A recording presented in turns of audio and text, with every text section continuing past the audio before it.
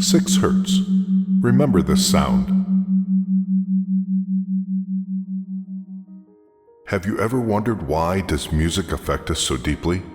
It's because we don't just listen with our ears, we listen with every cell in our bodies.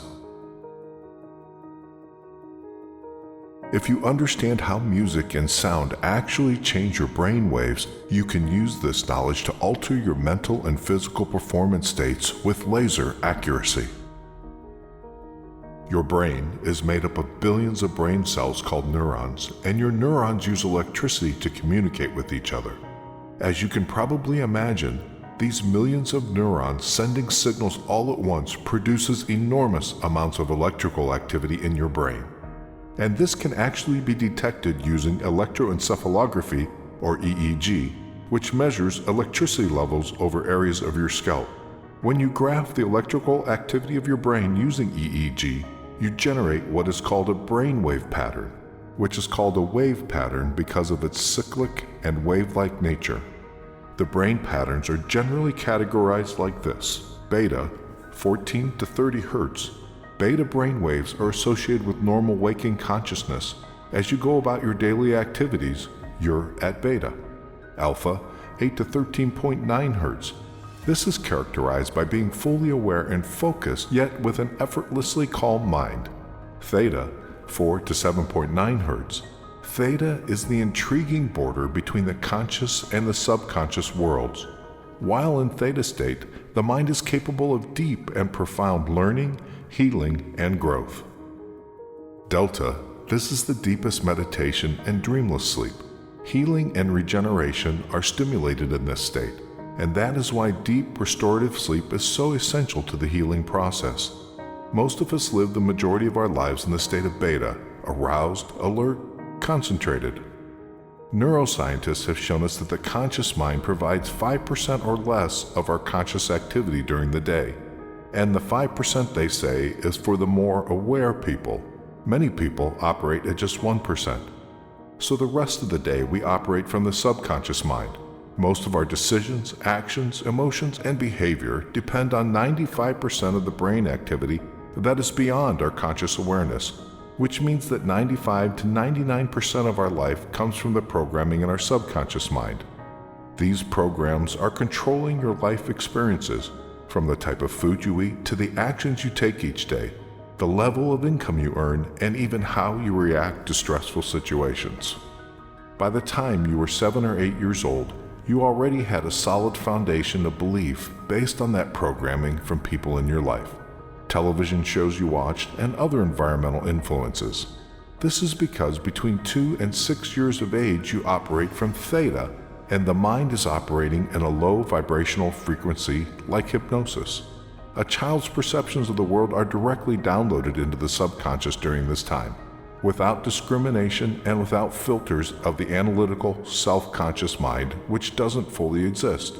Consequently, our fundamental perceptions about life and our role in it are learned without our having the capacity to choose or reject those beliefs. We were simply programmed.